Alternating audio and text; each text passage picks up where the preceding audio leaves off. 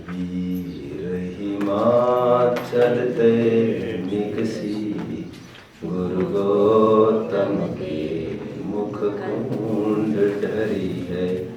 मोह महाचल भेद चली, जग की जड़ता तप दूर करी है। ज्ञान पयो निधि माहिरली, बहुभंग तरंग निसोचरी है। ता शुचि शारद गंगा नदी, प्रतिमय अंजलि कर शीश नदी।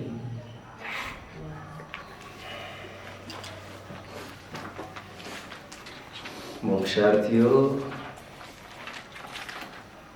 सारे जहां से अच्छा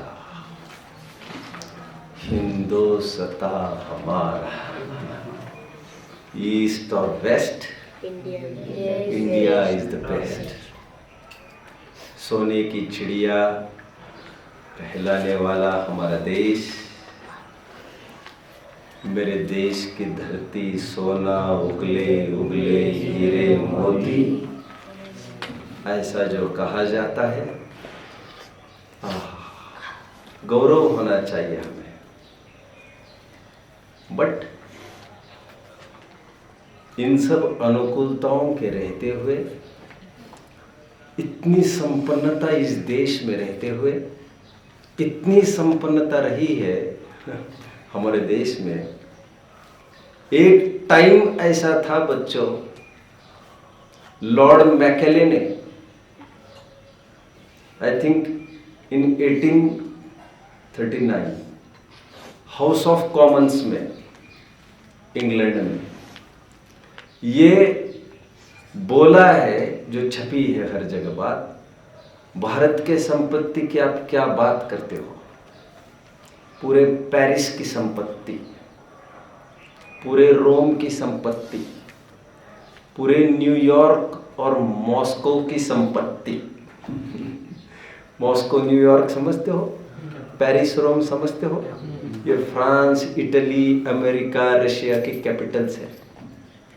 ये सभी संपत्ति मिलाने पर भी भारत के एक शहर सूरत की संपत्ति का भी बराबरी नहीं कर पाते। हो ऐसा लॉर्ड मैकेले ने कमेंट किया है एक जगह।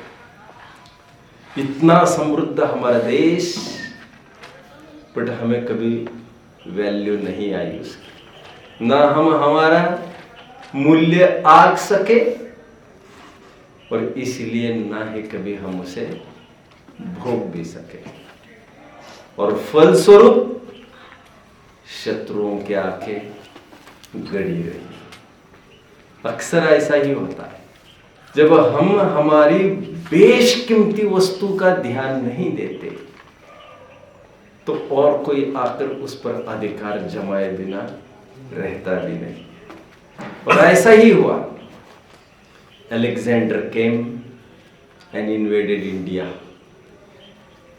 He was followed by so many countries. French आए, अभी डच आए, पोर्तुगीज आए, ग्रीक आए, मुगल्स आए जिन्होंने 700 वर्ष अपना राज किया, ब्रिटिशर्स के, चुटपुट सत्ताएं आती रही। भाइयों, मैंने जैसा पहले भी ये सब जिक्र किया है, रॉबर्ट क्लाइव ने 17 जहाजे भरकर, हाउ मेनी, 17 शिप्स, लद लद के हीरे माणिक यहां से ले गया है। रॉबर्ट क्लाइव का नाम सुना है, जिसने पहला कदम रखा यहाँ अंग्रेजों में से। मोहम्मद गजनी ने अकेले सोमनाथ टेम्पल पर 17 बार चढ़ाई की और अकूत धन यहां से ले गया। कहीं का नहीं छोड़ा, कहीं का नहीं छोड़ा। हमारा भारत भा ज्ञान दर्शन आदि अनंत गुणों के आभा स्वरूप रथ उसमय हमारा शुद्धात्मा अकूत धन से भरा है, अनंत अनंत अनंत समृद्धि। उस अनंत की परिभाषा क्या करेंगे? पूर्णस्य पूर्णमादाय पूर्णमेव अवशिष्यते। जैसा कि मैं हमेशा कहता हूं, वेदों में अनंत की परिभाषा बहुत गजब क्या है। अनंत उसे कहते पूर्ण में से आप पूर्ण भी निकाल लो तब भी पूर्ण बना रहता है।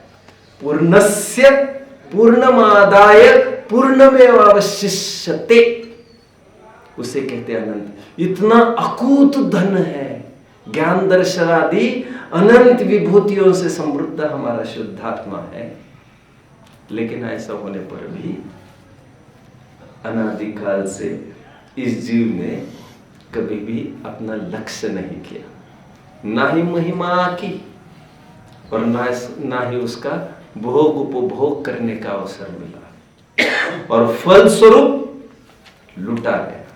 इतनी बड़ी संपत्ति का मालिक होने पर भी दीनहीन पामर एक एक टुकड़ों के सामने दुम हिलाता रहा। बट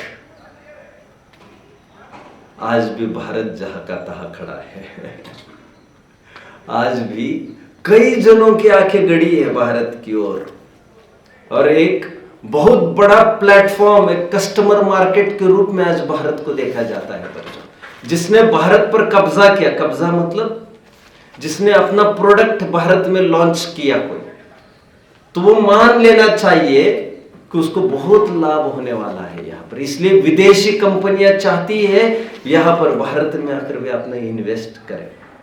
सब कुछ जाने पर भी अभी कुछ भी नहीं बिगड़ा है भारत का। ठीक उसी प्रकार अनंत काल व्यतीत हुआ, जीव ने अपनी तरफ से दुर्लक्ष्य किया, बट फिर भी कुछ भी बाल बाका आज भी नहीं हुआ है।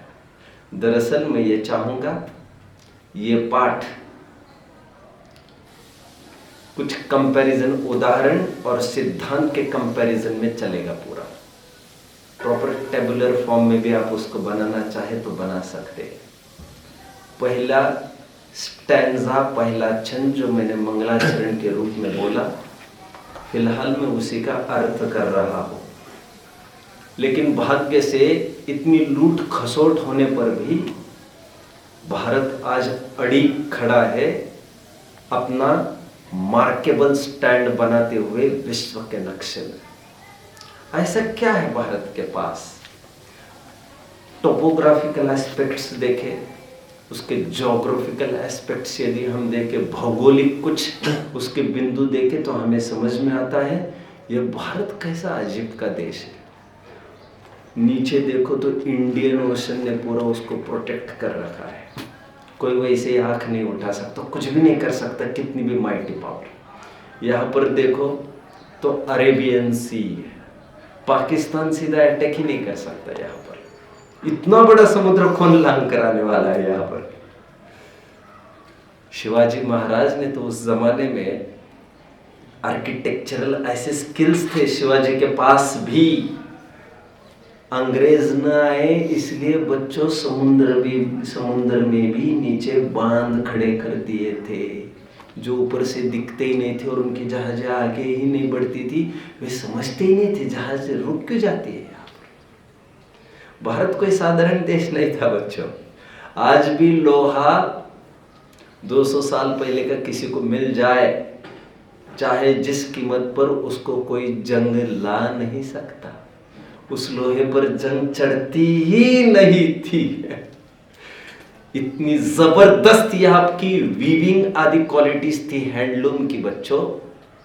एक साड़ी को एक मैच बॉक्स में बंद करके रखा जा सकता था, इतनी जबरदस्त टेक्निक्स थी। और ये सुनते हैं अंग्रेजों से भी ये कहा देखा गया। उन्होंने हजारों बुनकरों के जो वीविंग वगैरह ये सब करते थे, उनके हाथ काट दिए थे, ऐसा भी इतिहास मिलता है। सब प्रकार से तो समृद्ध था, लेकिन अब बात विचार की ये है, इतनी लूट खसोट होने पर भी आज भी अपना रिमार्केबल स्टैंड कैसे बनाए रखा है इसने वर्ल्ड मैप में। सिंपल कारण है उसके ज्योग्राफिकल एस्पेक्ट्स। एक तरफ जैसा मैंने कहा इंडियन ओशन, एक तरफ अरेबियन सी, और भी देख लेना चाहिए सब मैप्स वगैरह। मैं I am not an expert, लेकिन आज के तारीख में यदि कुछ बात कहनी है विशेष तौर पर, तो ईस्ट से लेकर वेस्ट तक नॉर्दर्न जोन आपने गौर से देखा होगा तो 2500 किलोमीटर्स, कितने 2500 किलोमीटर फैला हिमालयन रेंजेस है।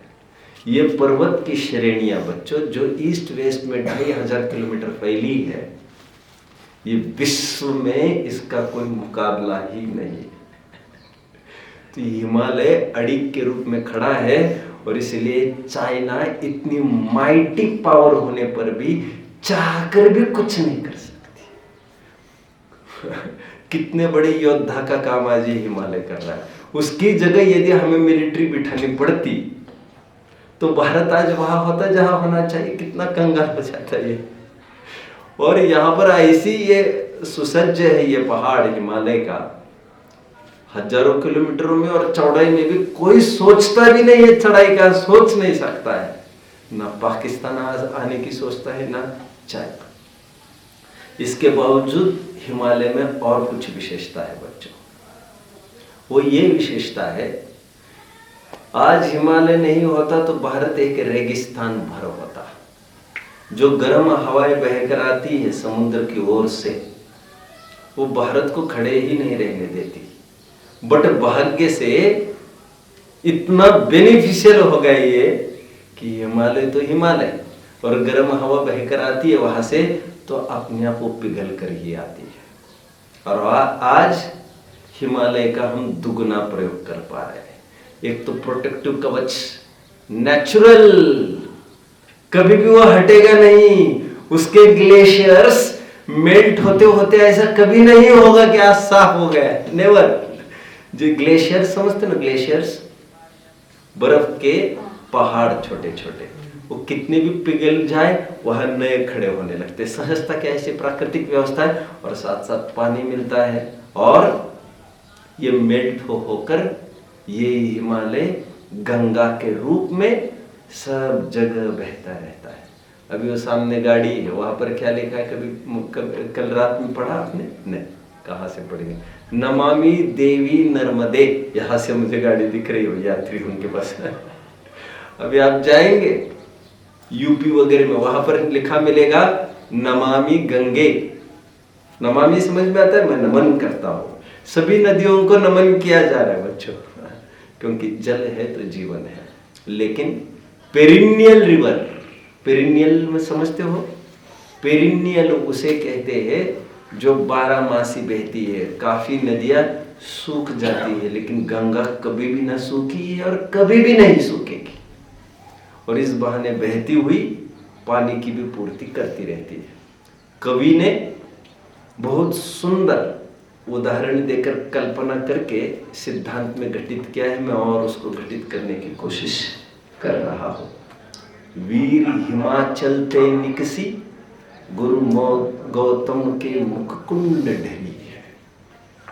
और ऐसी स्थिति में सिद्धांत में घटित करना, ऐसी स्थिति में अनायास महावीर का उदय हुआ जब यह जीव अपनी संपत्ति, अकुत धन, अनंत स्वभाव गुण धर्मों का लुटा रहा था विषय कषायों में दुर्लक्ष्य कर करके, और अनायास महावीर का उदय हुआ हमारे बीच में। महावीराष्टक स्तोत्र में हमने महावीर के 2 विशेषण देखे थे, निरपेक्ष बंधु और आकस्मिक भीषक।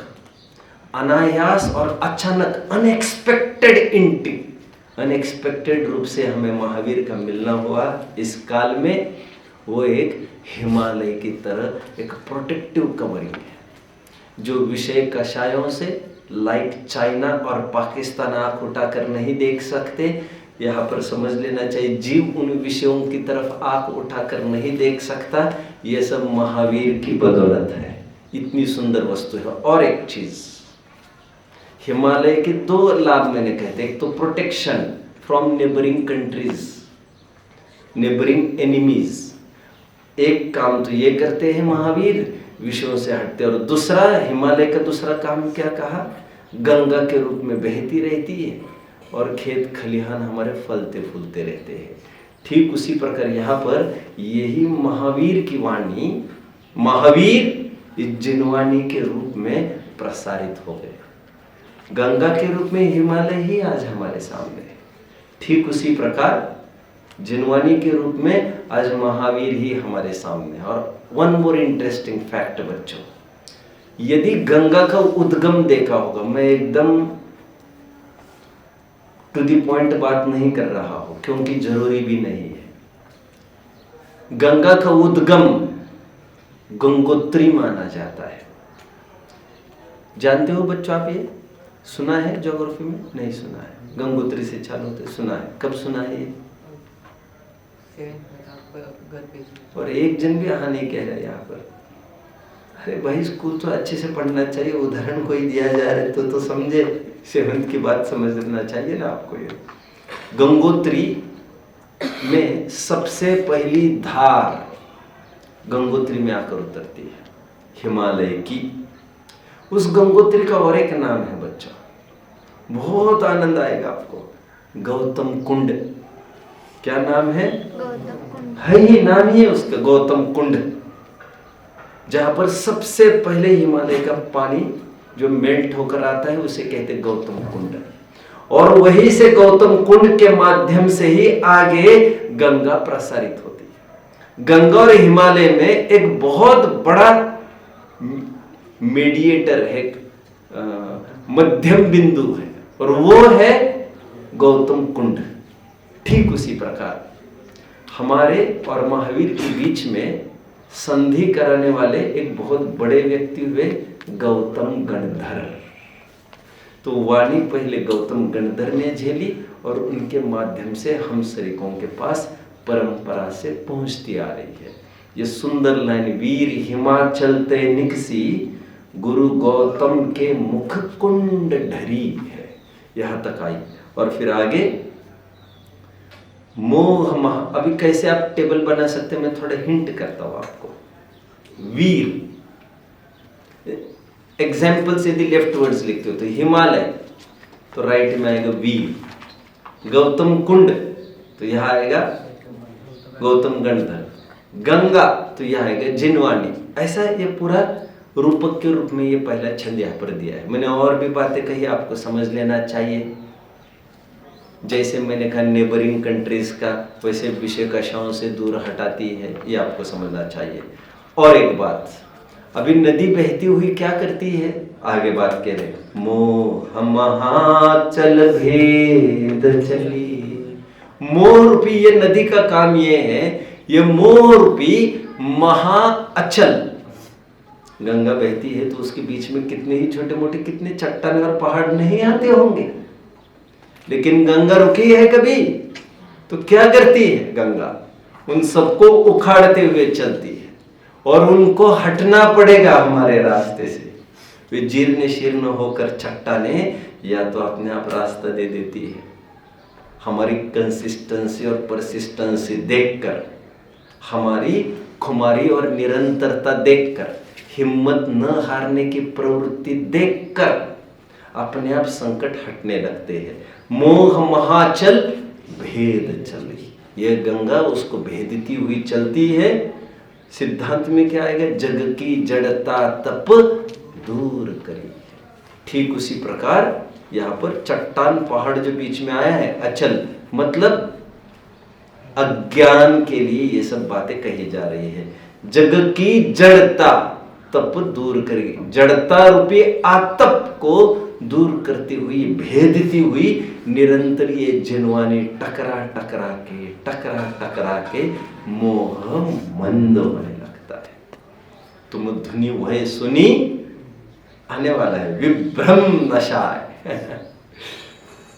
38वीं गाथा है समय सार की, उसकी टीका की पहली लाइन है, श्री गुरु के बारंबार उपदेश दिए जाने पर। कोई जिनवानी सुनी तो बार बार वो अपना असर करती रहती है और मोह धीरे धीरे गलता रहता है। ये जादू जिनवानी का है।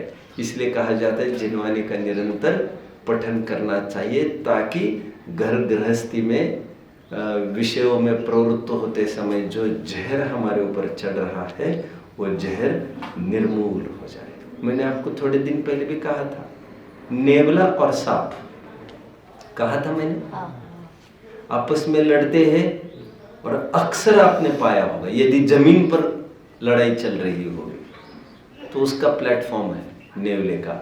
नेवला टुकड़े टुकड़े कर देता है कोबरा के। कारण क्या है? उसे एक जड़ी बूटी का ज्ञान है जो निरंतर अंतरालों से सूंघती रहती है, जिसे कहते हैं नागदमनी नाम की एक जड़ी बूटी है। वो सूंघता है, इट्स नॉट कि एवरी नाउ एंड देन, एक बार सूंघ लिया काम हो जाता है उसका। ऊंट ने एक बार पानी पी लिया, शिप ऑफ द डेजर्ट, महीना भर पानी पीने की उसको गरज नहीं होती। मुझे याद आता है, मुझे मेरे नाना जी पहली बार देवलाली ले आए थे। मेरा ओपनिंग यही से हुआ है। यदि मैंने किसी के प्रवचन सुनना चालू किए हैं तो देवलाली में ही एक शिविर में सबसे पहले धर्म की रुचि लगने के बाद, लगने के लिए नहीं तो थोड़ा तत्व ज्ञान मिले, इसलिए मेरे नाना जी ने खूब आग्रह किया देवलाली अपन जाएंगे। तो अभी ऑफिस खुला नहीं था। मैंने कभी शेयर किया आपसे ये? ऐसा होता है ना, दोपहर के टाइम में 12 से 2 बजे ऑफिस बंद, किससे मिलना क्या मिलना कुछ समझ में नहीं आता। तो बाहर बैठ गए मैं और नाना जी। तो नाना जी बोलते बोलते मुझे ये कहे, उन्होंने कहा ऊंट को जानते हो? मैंने कहा बिल्कुल जानता हूँ। ऊंट एक बार इतना पानी पी लेते हैं उसकी महीने भर की प्यास बुझ जाती, क्योंकि रेगिस्तान जैसा स्थान है, फिर पानी मिलने की कोई संभावना नहीं है और जीवन उसका उसी में निकलना है। तो उसे कुछ न कुछ किसी न किसी प्रकार से उसे एडॉप्ट करना बहुत ज़रूरी है। तो एडाप्टेशन के रूप में वो कैसे एडॉप्ट करता है, उसके अपने अपनी ऐसे रिजर्वायर बना लेता है, काफ़ी टाइम तक उसका करता है। ठीक उसी प्रकार अभी यहाँ पर देवलाली में हम शिविर में आए हैं। ऐसा नहीं कि 7-8 दिन उसका लाभ लोगे और फिर इस कान से उस कान में कर दोगे। एक रिजर्वायर की तरह ये जीवन भर गांठ के रूप में अपने दिलो दिमाग में बनाए रखना, नाना जी समझाते थे। वो नाग दमनी सूंघने के बल पर वो निरंतर फ्रेश बना रहता है, कोई भी जहर उस पर असर नहीं कर पाता। ठीक उसी प्रकार जिनवानी, इसीलिए आपने सुना होगा कुछ नहीं लोग 1 बार 2 बार जिनवानी सुनने का नियम तो बना ही लेते हैं, ताकि दिन भर जो भी विषयों में उनकी प्रवृत्ति होती है उसका जहर नहीं चढ़ पाए। जगत की जड़ता तप दूर करिए, टकरा टकरा के मोह मंद हुए बिना रहता नहीं। जिन वचसी रमनते ये स्वयं वांत मोहा, जो जिन वचन में रमण करते हैं, आत्मख्याति का 4था कलश, उनके मोह का अपने आप वमन होता है। ज्ञान पयो निधि माहिरली बहुभंग तरंग निसोचरी है। और एक खासियत कह रहे, गंगा नदी की और एक विशेषता है, शायद आप में से भी कोई रिस्पॉन्ड कर रहा था थोड़े दिन पहले इस बात को। आप जानते हैं आम पानी को घर पर स्टोर करके रखना, क्या होगा उस पानी का बच्चों? आपको क्या लग रहा है? जैसे बाथरूम का पानी है, मान के चलो कोई भूल चूक से भूल के चला गया गाँव, महीने भर के बाद आए, तो उस पानी का क्या होगा? आपको ख्याल में नहीं आता होगा, वो पानी सड़ने लगता है, उसकी भी बास दुर्गंध आने लगती है। लेकिन एक विशेषता है बच्चों, सभी पानियों में ऐसा होता है, सभी पानियों में ऐसा होता है। स्टोर्ड वाटर, स्टैग्नेंट वाटर तो माना ही जाता है इम्प्योर, लेकिन गंगा नदी का पानी यदि कोई लाकर भर के रखे, 1 2 साल 3 साल ना ही उसमें जीव उत्पत्ति होती है। लोक की बात कर रहा हूँ, जीव उत्पत्ति में अभी हमारे धार्मिक एंगल से बात नहीं कर रहा हूँ। स्थूल जीव जलचर दिखते नहीं है उसमें। जलचर मतलब कोई 2 इंद्रिय 3 इंद्रिय ऐसा कहना है, वैसे जलचर ये शब्द पंचेंद्रियों के लिए प्रयोग होता है मुख्यता से। और ये सड़ता नहीं है पानी, क्या खासियत है इसकी? और बहुत जन इसमें डुबकियां भी लगाते हैं जा जाकर, जानते हैं आप लोग? पवित्रता के हिसाब से बात नहीं कर रहा हूं मैं अभी। कोई रुग्ण है, रोगी है, तो डॉक्टर कहते जाकर गंगा में डुबकी लगाओ, उसे धर्म के प्रति आस्था नहीं है। क्या विशेषता है गंगा के पानी की? उसमें काफी सारे हर्ब्स है, हर्ब्स। हिमालय नाम की कंपनी है, जानते हैं? आयुर्वेदिक, सब जानते हैं इसको। डाबर वाबर है वैसे एक हिमालय कंपनी है बच्चों। हिमालय नाम क्यों है मालूम? वे दावा करते हैं हमारा सब जितनी भी जड़ी बूटियां है, हर्ब्स, हर्ब को जड़ी बूटियां कहते हैं, ये हर्ब्स हिमालयन हर्ब्स है। वे दावा करते हैं कि वहां से आए वाले, और जो भी बेस में, तल में गंगा के जो जड़ी बूटियां है वे बड़ी औषधि है, उसमें नेचुरल गंधक है कहते हैं। और वहां पर वो स्किन के लिए इतना अच्छा, मैं लोग की बात कर रहा हूँ बच्चों, हमारे यहाँ तो मूर्खता मानी गई है ये, धर्म की अपेक्षा कोई करता है तो, और स्वास्थ्य के हिसाब से कोई करता है तो उसको अदया भाव माना जाएगा। मिथ्यात्व तो दोनों प्रकार से हो जाएगा, या तो अग्रहित मिथ्यात्व हो जाएगा या ग्रहित मिथ्यात्व हो जाएगा, दोनों तरफ से बांधा जाएगा। मैंने अभी दोनों प्रकार के मिथ्यात्व कैसे घटित किया, आई वांट द सॉल्यूशन। आप में से कौन बताएगा? जो नहीं बताएंगे वे खड़े रहेंगे जल्दी।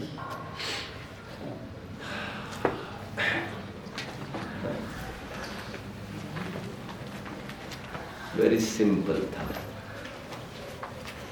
यदि गंगा में डुबकी ये मानकर लगाता हो कि हमारे पाप धुल जाएंगे, तो ये धर्म मानकर कर रहा है तो ये ग्रहित मिथ्यात्व के दायरे में जाएगा। यदि कोई यह मानकर कर रहा है कि मेरा स्वास्थ्य ठीक होगा, तो ग्रहित मिथ्यात्व नहीं होगा, महापाप तो नहीं होगा, लेकिन अदया का भाव तो होगा, क्योंकि वो अनछना पानी है। सम्यक तो मुश्किल ही है, रहेगा ही नहीं तुम्हारा सम्यक तो। अब क्या मजबूरियां पड़ी ये नहीं कह सकते, लेकिन तुम बुद्धिपूर्वक गए तो तुम्हारा मिथ्या तो बरकरार है। अनछने पानी की बूंद भी हमें नहीं छूना चाहिए, इस प्रकार मिथ्या तो कायम। मैं लोक की दृष्टि से बात कर रहा हूं। तो गंगा नदी की क्या विशेषता है बच्चों? इसमें काफी सारे गंधक आदि, काफी केमिकल्स है इसमें, इसलिए इस पानी का स्पर्श भी बड़ा पवित्र माना जाता है। जड़ी बूटियां भी औषधि के रूप में मानी जाती है। एक बात। दूसरी बात क्या विशेषता है इसमें? दूसरी क्या विशेषता? दूसरी विशेषता है गंगा 12मासी नदी है, कोई तालाब नहीं है जो एक जगह इकट्ठा होगा, वो निरंतर बहता रहता है। और निरंतर बहने वाली वस्तुएं, बोलिए, उस पर काई वगैरह नहीं चढ़ सकती। ये भी मेरा एक देश उदाहरण है। अपने आप ये गंगा क्या करती है मालूम? बैठ जाइए सर। गंगा की क्या खासियत है जानते हो? जैसे लोग की भी गंगा की बात करते हो, आपको ये लग रहा होगा यहाँ पर तो काफी इम्प्यूरिटीज है। देखो जितनी इम्प्यूरिटी है ना बच्चों, वो आपको ऊपर ऊपर ही दिखाई दे रही है, और वो भी किनारे पर। नदी में ये खासियत है, वो जितनी इम्प्यूरिटीज होती है वो सरका देती है एक तरफ, सरफेस पर देखिए तो साइडवेज को सरका देती है वो। अब बीच में जाएंगे एकदम तो आपको कोई गंदगी नहीं दिखेगी, ऊपर हुआ सरफेस पार्ट कह रहा हूं मैं। और यदि नीचे जाते हो वहां पर भी कोई गंदगी आपको नहीं मिलेगी, मिलेगी तो एकदम नीचे जाने पर तल में मिलेगी, मतलब एकदम सीमित जगह वो गंदगी आपको मिलेगी, क्योंकि उसमें ऐसी एबिलिटी है, वो निरंतर बह रही है ना। या तो बहती चीजों में कभी भी rolling stone gathers no moss, जो निरंतर बहती चीजें, बहता पानी और रमता जोगी हमेशा शुद्ध रहते, तो इस न्याय से तो उसमें गंदगी नहीं होनी चाहिए। और जो गंदगी आपको दिख रही है ना, वो गंदगी एकदम सुपरफिशियल है, एकदम ऊपर ऊपर है, वो ना अंदर होती है तह में जाओ तो ना होती है, और आगे भी डिस्टेंस वाइज जाओ तो बीचों बीच नदियों में कुछ नहीं होता है, वो अपने आप अपने तरंगों से वहां पर बाहर उसको फेंकती रहती है। मैं ये क्यों कह रहा हूं बच्चों इतना? हमारे आत्मा आपको समझ में आ रही होगी, हमारे आत्मा में भी जो मोह राग द्वेष आदि जड़ता भरी है, अज्ञान भरा है, उस अज्ञान को अथवा मोह राग द्वेष भी अपने स्वभाव में नहीं रहते हैं, वे ऊपरी ऊपरी तैरते हैं। अमृतचंद्र स्वामी ने एक शब्द का प्रयोग किया है, ऊपरी तरंतो। क्या ये ऊपर ऊपर है, हमारे स्वभाव में प्रवेश नहीं कर सकते। ठोक पीट कर पिघलाकर हारपना हटाया जा सकता है, कुंडलपना हटाया जा सकता है, लेकिन पिघलाकर गलाकर सोनापना हटाया जा सकता है क्या उसका? स्वभाव में हार कुंडल कुछ भी नहीं होते, ये तो सब पर्याय है, क्षणिक। ठीक उसी प्रकार ये मोह राग द्वेष एक क्षणिक पर्याय है, त्रिकाल स्वभाव में इनका कोई संबंध नहीं है। और एक बहुत अच्छा शब्द है आत्मख्याति में, बहिर्लुठंती, ये बाहर बाहर लौटते, आत्मख्याति का ये मोह राग द्वेष क्या करते हैं? तेल की बूंद डालो तो क्या पानी में प्रवेश कर जाएगी क्या? ये बाहर बाहर ही रहती है। उसी प्रकार मोह राग द्वेष त्रिकाल स्वभाव में प्रवेश नहीं कर पाते, ऐसा वहां पर भी बात है। और क्या खासियत है गंगा की?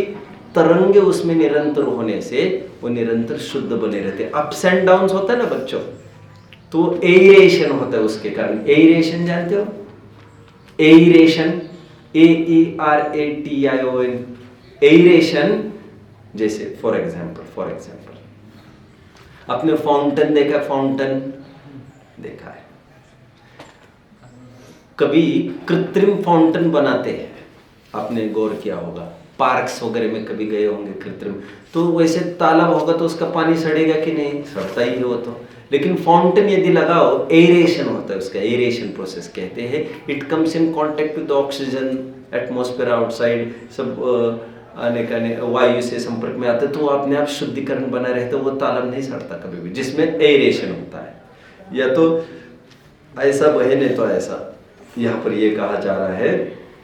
ठीक उसी प्रकार ये जो गंगा है वो अपने तरंगों के माध्यम से शुद्ध बनी रहती है। जिनवानी में क्या लेना है? राइट वर्ड्स क्या लेंगे आप टेबल में?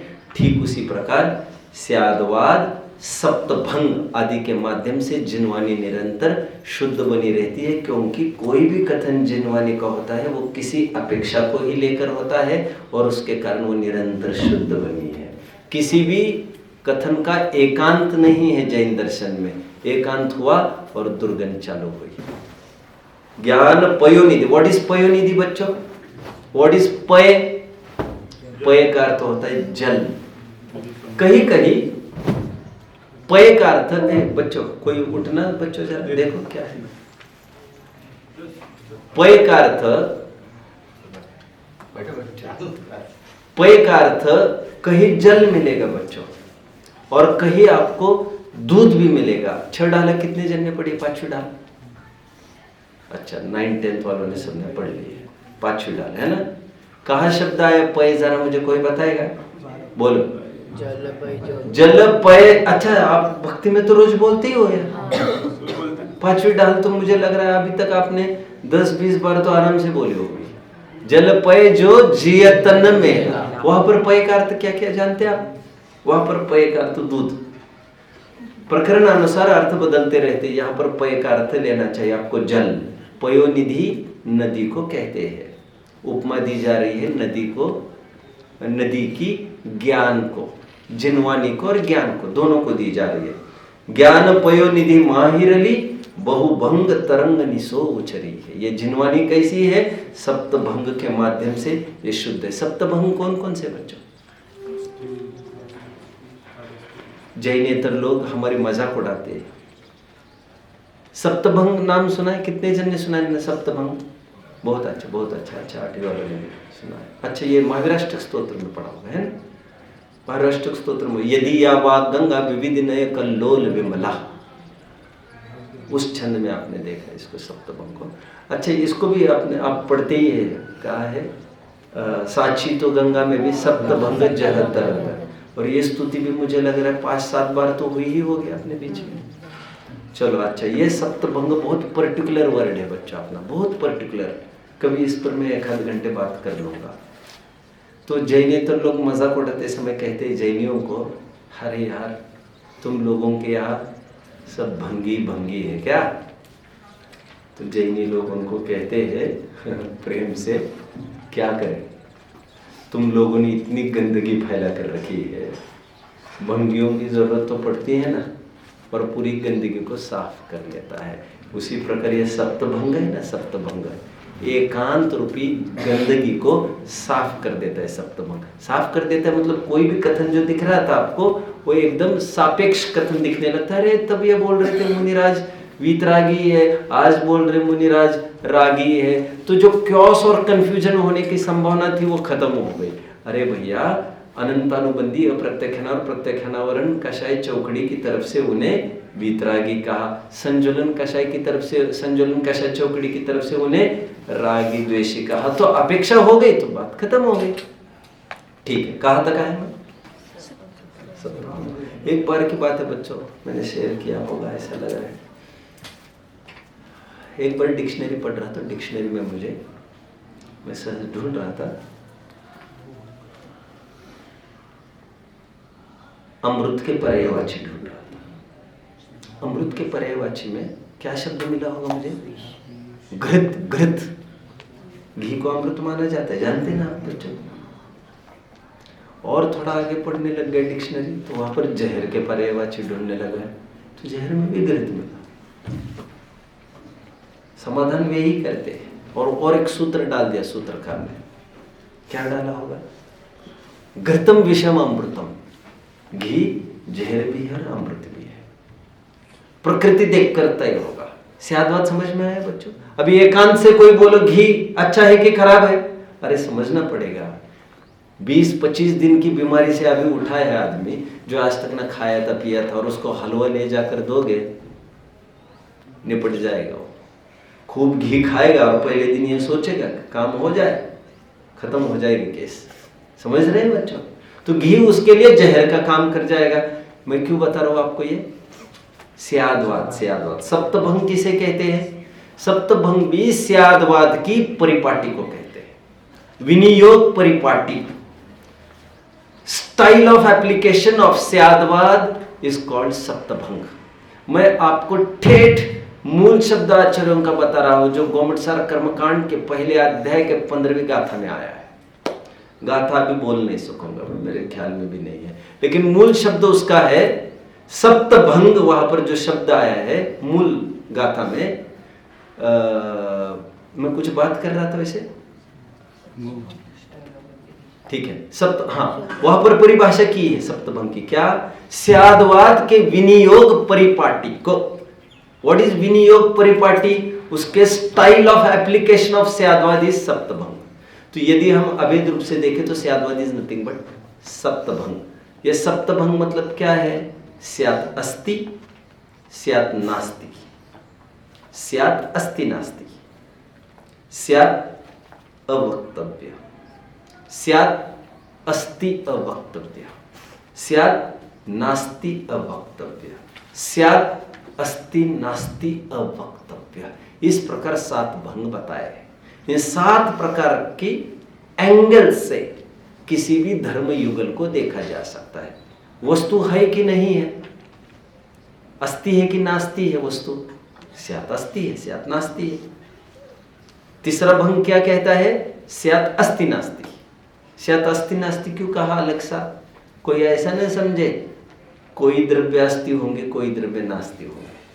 अस्ति और नास्ति ये दोनों एक साथ धर्म है, लेकिन एक साथ कह नहीं सकते हम, सॉरी अवक्तव्य, वो दोनों एक साथ है। कोई ये न समझे स्यात् अस्ति सुनकर यहां से चला जाए और कोई केवल स्यात् नास्ति सुनकर चला जाए तो मुश्किल हो जाएगी। तो उनके लिए स्यात् अस्ति नास्ति भी और एक भंग कहा, जो ये समझे कथनचित अस्ति और कथनचित नास्ति। और फिर एक साथ बोलो, तो एक साथ बोल नहीं सकते ना, क्रम से ही बोलने में आता है। तो स्यात् अवक्तव्य भी है और स्यात् अस्ति वक्तव्य, स्यात् नास्ति वक्तव्य। इसके अर्थ है जब मौका पड़ेगा इसकी मैं बात करूंगा, अभी तो इतना ही कह रहे यहाँ पर। इस न्याय से ये गंगा शुद्ध है, ये जिनवानी शुद्ध बनी है। ता शुचि शारद गंग नदी, प्रतिमय अंजलि कर शीश धरी है। ऐसी पवित्र गंगा के प्रति जैसे आहुति देते हैं लोग, जैसे अंजलि जोड़ के खड़े होते हैं, ठीक उसी प्रकार ऐसी जिनवानी के प्रति मैं शुचि, इतनी शुद्ध जिनवानी के प्रति मैं भी अपनी अंजलि जोड़ रहा हूँ। जिनवानी की स्तुति चल ही रही है। इस पहले छंद में गंगा के साथ तुलना की गई, किसकी? जिनवानी की। गंगा की और भी विशेषता है बच्चों। क्या विशेषताएं है थोड़े और बताता हूँ। ये पूरे 12-15 ऐसे पॉइंट्स निकल आएंगे आपको, 15-20 आप पूरा जोड़कर आप उसको तैयार कर ही रहे होंगे। गंगा की ये विशेषता है, गंगा जगह जगह जगह जगह बहती रहती है, प्यासों की प्यास बुझाती रहती है, आपको कहीं जाने की गरज नहीं है। उसी प्रकार जिनवानी भी हर एक क्षेत्र में मतलब विधेय क्षेत्र में सर्वत्र, भरत पात्रता तो चाहिए ना, भरत और ऐरावत क्षेत्र में, कर्म भूमियों में, दुखमा सुखमा काल में ये जगह पर बैठे बैठे जिनवानी मिल जाती है। और जिनको जगह जगह पर नहीं मिलती उनको क्या करना चाहिए? लोक में क्या करते हैं, जो बहुत कोई बुजुर्ग हो गया, गंगा में नहीं जा सकता और पवित्र होना है, उसको मान्यता है ना लोक में, तो वो क्या करता है? ऐसा नहीं समझना गंगा में जाने से पवित्र हो रहा, मैं कह रहा हूं। एक साहित्यिक ने तो बोल दिया, हे गंगा मैया तुम पाप नाशिनी नहीं, पाप प्रचारिणी सिद्ध हो रही हो, तुम्हारे कारण कितने जन पाप करने लग गए, ये सोच करके डुबकी लगा ले। अरे ठीक उसी प्रकार यहाँ समझ लेना चाहिए कि मैं लौकिक बात आपको कह रहा हूँ, गंगा की विशेषता में और ये कह रहा हूँ आपको कि जिनके बस की नहीं है गंगा तक जाने की, उनके लिए दूसरा कोई उपाय है क्या? वे कावड़िया होते ना, कावड़िया जानते हो? इस तरफ नहीं है ज्यादा, यहाँ पर इस तरफ कम है प्रचलन। यूपी में खूब है। यूपी में महाशिवरात्रि के 1 महीने पहले आप किसी भी रास्ते पर जाकर खड़े रहेंगे, किसी भी, आपको 10-20 कावड़िए लाइन से मिलेंगे। महीनों पैदल यात्रा करते हैं, गंगा में जाते हैं, वहां से गंगा जली कहते हैं उसको, और उस कावड़ के आगे पीछे पूरे जल को भर के लाते हैं, फिर अपने अपने स्थान पर जाकर शिव पिंडी आदि का उपरा पूजन प्रक्षालन करते हैं। और जो भी लोग वहां तक नहीं जा पा रहे उनकी भीड़ लगती है, फिर अरे वहां से गंगा जली आई, पूरा मोहल्ला इकट्ठा होता है और गंगा जली से स्वयं का वो प्रक्षालन किया हुआ मानते हैं। ठीक उसी प्रकार महावीर आज हमारे पास नहीं है, ना हम महावीर और विधेय क्षेत्र जा सकते हैं, लेकिन आज भी एक एडवांटेज है बच्चों। क्या है वो? तुम गंगा के पास नहीं जा सकते तो कोई बात नहीं, गंगा जली तुम्हारे घर पर आई है यार। No need to step out. जिनवानी महावीर तो चले गए, लेकिन प्रसारित होती हुई ये कुन अमृतचंद्र, जयसेन आचार्य, टोडरमल जी, दौलत राम जी के माध्यम से ठेठ हमारे तक ये जिनवानी आकर पहुंची है। और लाभ कम ज्यादा होगा क्या? गंगा में जाओ नहीं तो गंगा जली को स्पर्श करो, स्पर्श अपेक्षा तो कोई फर्क ही नहीं है। उसी प्रकार दिव्य ध्वनि भगवान की लाइव शो सुनो, तो यहाँ पर जिनवानी आई है उसको सुनो, बात तो एक ही हो जाएगी। ऐसे काफी आप कंपैरिजन कर सकेंगे उसके। ठीक है, आगे बढ़ते हैं। या जगमन, हाँ दूसरा छंद को पढ़ेंगे सब एक साथ। या जग मंदिर में अनिवार, अज्ञान अंधेर छयो अति भारी, श्री जिनकी धुनि दीप शिखा, समझो नहीं हो तो प्रकाशन हारी, तो किस भांति पदार्थ पांति, कहा लहते रहते अविचारी, या विधि संत कहे धनी है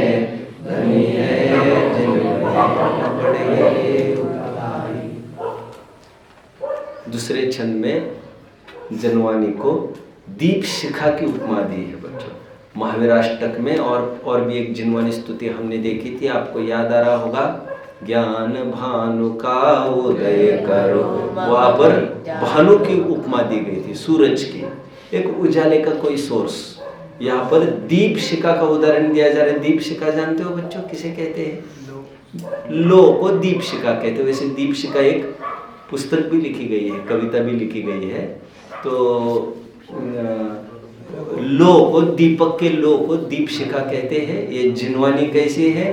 दीपक के समान है। अभी आपको ये विचार करना पड़ेगा, अंधेरे में क्या स्थिति होती है। ना हम चल सकते हैं, लड़खड़ाएंगे, गड्ढे में गिर सकते हैं और हाथ पैर भी टूट सकते हैं, मरण भी हो सकता है। लाइट आते ही हम तुरंत हुश कर लेते हैं। आज भी लोग देखे होंगे आप लोगों ने, यहाँ पर बहुत देखने में आते होंगे ऐसे लोग आपको। शाम को लाइट चालू हुई तो तुरंत करते। कितने जनों के घर करते हैं ऐसा? लाइट चालू हुई तो तुरंत करते हैं, क्योंकि प्रकाश को ही बड़ा पवित्र माना जाता है भारतीय संस्कृति में। मैं लोक मूढ़ता के पक्ष में नहीं हूं, मैं कह रहा हूं। और कभी आपने सुना है, कभी बुजुर्ग ये होंगे घर में तो वे कहते पाए जाते हैं, अभी तो ये मुश्किल है बहुत, दीपक बुझाना होता था ना पहले, तो क्या बोला जाता था? ये नहीं बोला जाता था दीपक बुझाओ क्या, नहीं। यदि ऐसा बोल जाओ तुम तो तुरंत घर के बड़े बुजुर्ग टोकते थे, ऐसा नहीं बोलते। काम तो वही करना था उनको, लेकिन क्या कहते थे वे उसे नहीं जानते। और दुकान को बंद करना नहीं कहते थोड़ी मैं अर्थ प्रधान भाषा करूं तो कहते दुकान बंद करना कभी नहीं कहते, बंद हो जाएगी, जैसी वाचा तशी फड़े, जैसा बोलोगे वैसा हो जाएगा। तो कहते थे दुकान बढ़ाना, दीपक बढ़ाना कहते थे। क्या कहते थे? दीपक बढ़ाना। दीपक बुझाओ नहीं कहते भारतीय संस्कृति में, क्योंकि ये अशुभ माना जाता है और हमें दीपक बढ़ाओ मतलब उसको ऑफ करो, ये उसका कहना है। दीपक को इतना पवित्र माना जाता है भारतीय संस्कृति में। सुबह सुबह सूरज होते ही लोग बाहर आते नमस्कार करने के लिए, सूर्य नमस्कार की परंपरा यही से चालू होती है। और एक मुस्लिम लीडर है बच्चों, आप लोग जानते होंगे, एक ओवैसी नाम का, जानते हैं आप लोग? क्या नाम है? ओसामा क्या है वो सब दिन क्या है वो नाम भी मैं नहीं जानता है अच्छे से। उसने सबके सामने ये बात कह दी कि सूर्य नमस्कार मुसलमान नहीं कर सकता, सूर्य नमस्कार नहीं, और उसको आप आग्रह नहीं करें इस बात का, तो क्योंकि हम उसमें भगवान होने की मान्यता है ही नहीं हमारी, हमें मूर्ता नहीं कर सकते। मुस्लिम बोला है लीडर एक, ठीक है। मैं कहा तो को बच्चों, हाँ, दीप शिखा। तो अंधेरे में क्या क्या नहीं होता, सब जितने भी पाप होते हैं, पाप का आयतन अंधेरे को माना जाता है, इसलिए विभावरी अंधेरे को कहते भी है। और जो ही पहली किरण आती है सूरज की, वी स्टार्ट फीलिंग इजी। हिंसा का डर खत्म होता है, झूठ का डर खत्म होता है, चोरी कुशित परिग्रह का भी डर खत्म होता है। चोर अपना काम कब साधते हैं? मुख्यतः से परिग्रही कब अपना टाइम परिग्रह में गिनती में लगा देते हैं? रात के टाइम। दिन के टाइम तो कोई भी आ सकता है, नौकर चाकर रहते हैं। तो 5 पापों का अड्डा आयतन माना जाता है रात्रि को। और जिस प्रकार सूरज की किरण आते ही अंधकार हटता है, और इसीलिए अंधकार में होने वाले पाप भी हट जाते हैं। चोरियों का टाइम आप जानते हो, उतने ही टाइम पीरियड में होती है। और सूरज की किरण आते हैं और एक बात होती है, बोलिए, अल्ट्रावायलेट रेस के कारण जो अभी हम देख रहे थे, जंतुओं का भी नाश होता है। जो जंतु या हवा यत्र तत्र घूम रहे थे, आप जानते ना, मक्खी मच्छर कब ज्यादा होते हैं? रात में। ये सूरज के उदय होने पर नहीं होते ये सब। उसी प्रकार यहाँ पर दीप शिखा का तात्पर्य वैसे सूरज लेना चाहिए, लेकिन शिखा वर्ड आया ना, तो डोंट गेट वेरी कंफ्यूज्ड। यहाँ पर वो राइम जमाने के लिए उन्होंने दीप शिखा का उदाहरण दिया है। या जग मंदिर में अनिवार्य, इस जग रूपी मंदिर में अनिवार्य, जिसका निवारण करना संभव नहीं है, ऐसा अज्ञान अंधेरा बहुत छाया है श्री जिन। और इस अंधकार में एक दीप शिखा के समान जिनवानी आज हमें उपलब्ध हुई। श्री जिन की धुनी दीप शिखा सम, जो नहीं हो तो प्रकाश नहारी। यदि ये जिनवानी हमें नहीं मिलती, कभी ये कल्पना कर रहा है। अभी उससे पहले मैं और एक बात पूछता हूँ बच्चों, ये किसके द्वारा लिखी होगी? अब देख कर बता सकते किसके द्वारा लिखी होगी? देखोगे कहा? अब मुझे बताओ किसके द्वारा लिखी होगी ये स्तुति?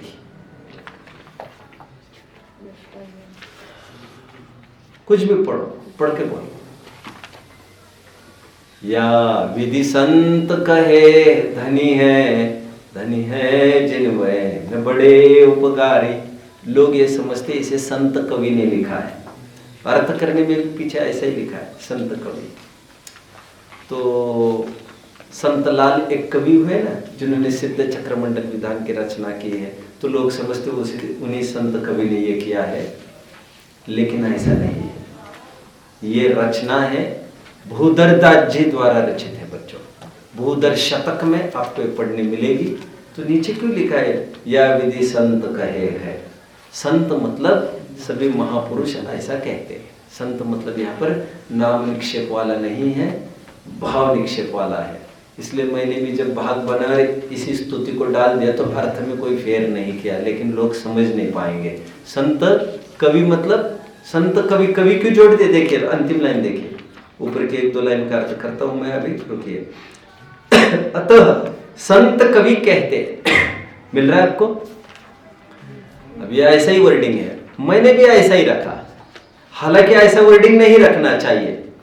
तो संत कवि मतलब यहाँ पर ये एक हाइफन बीच में दिया जा सकता है और ये समझा जा सकता है संतगण, कविजन, साहित्यिक, लेखक, विद्वान, ऐसा आपको समझना चाहिए।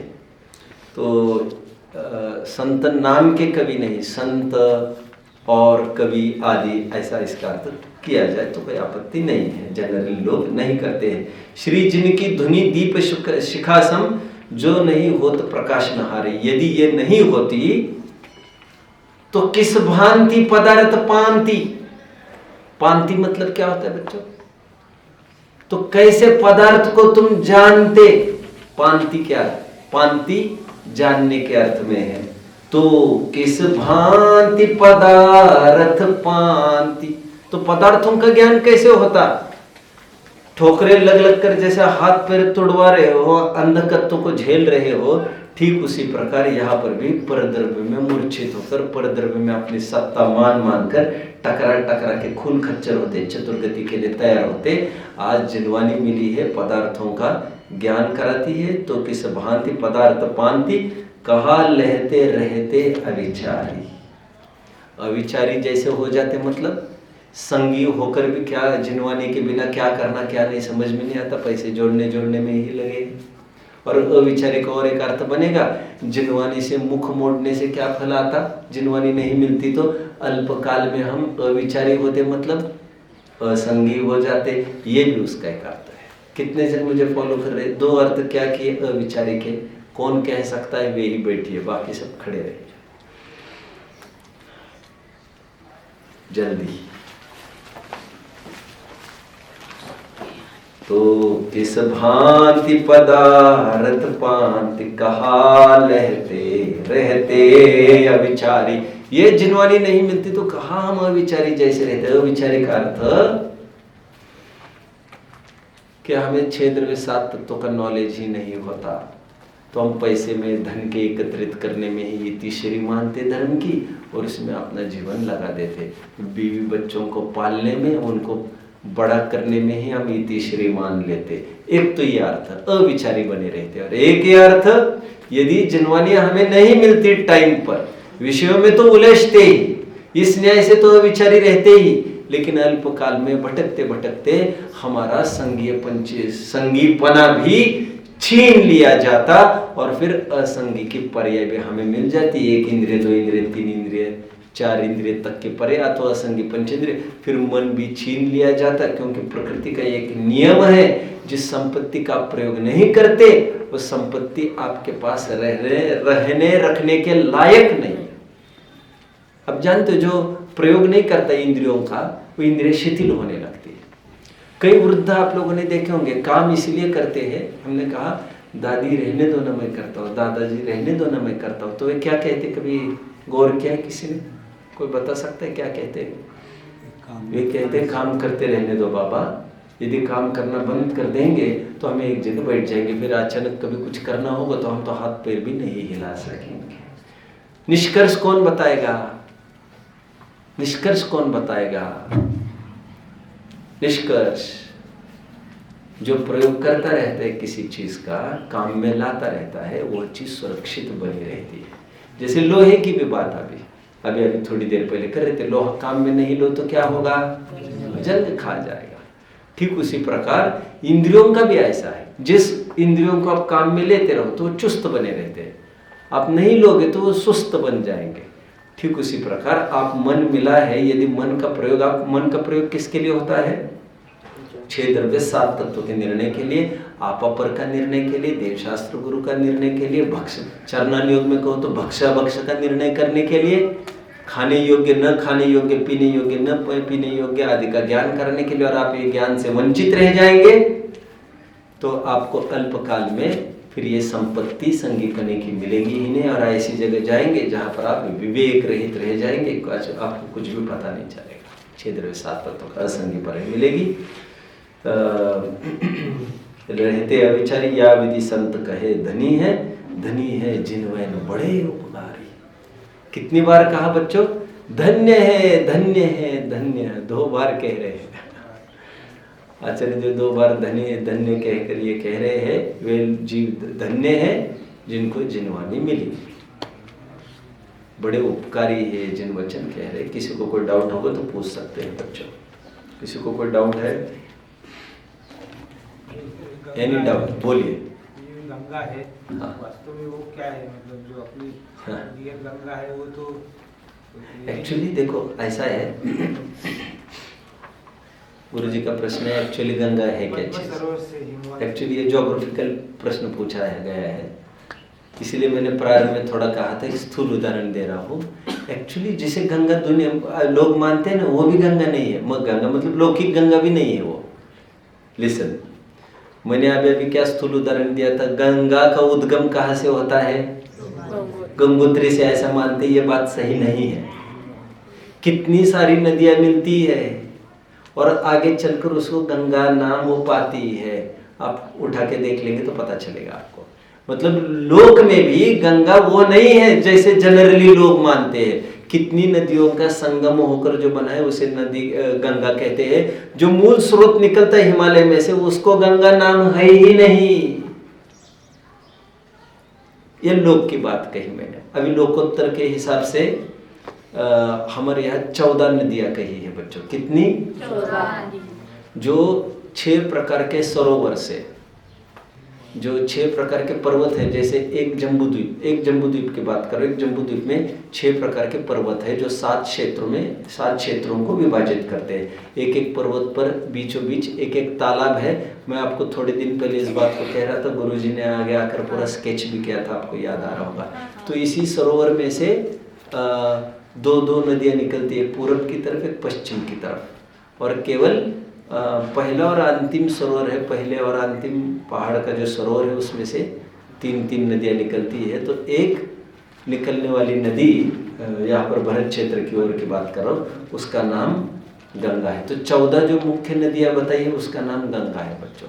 फिर उसके भी आगे ट्रिब्यूटरीज जानते हो, उसकी शाखाएं वगैरह क्या कहते हैं, पर्टिकुलर वर्ड पर ट्रिब्यूटरी को क्या? उपनदी, राइट। तो उपनदियां इसमें से भी निकलती है, जिसमें से हजारों नदियां निकलती है। हजारों, एक नदी में से, एक जैसे गंगा है उसमें से हजारों नदियां निकलने को मिलेगी। हाँ, ये भी हमने चर्चा की थी थोड़े टाइम पहले। कौन से पार्ट में की थी मुझे याद नहीं, शायद देव दर्शन में की थी क्या मैंने, किस में की थी ये बात? तो मैं ये कह रहा था, प्राकृतिक कुछ ऐसी व्यवस्था है, वो गंगा नदी जहाँ पर गिरती वो जिन प्रतिमा पर ही गिरती है। पर्यूषण के वो काल था पर्यूषण, हाँ राइट। ये हमने संस्कार कक्षा में चर्चा की थी, राइट। जहाँ पर हम देख रहे थे पर्यूषण 10 लक्षण पर्व मनाने का मनोवैज्ञानिक कारण, साइकोलॉजिकल रीजंस ऑफ 10 लक्षण। तो उसमें हमने इसकी चर्चा की थी। बिल्कुल सही। तो गंगा सही मायने में जो गंगा मान रहे हैं वो कोई हिस्सा होगा अपने मूल गंगा का, ठीक है। और किसी को कोई डाउट? ठीक है, वैसे ही प्रश्न, ये किसने रचना की है बच्चों इसकी? ये बात पक्की होनी चाहिए आपको। चलो, बहुत बढ़िया। किसने की समय? भूधर दास जी, उन्होंने रचना की है। जैन शतक के, भूधर शतक के करता है ये, और भूधर शतक में ये पाया जाता है।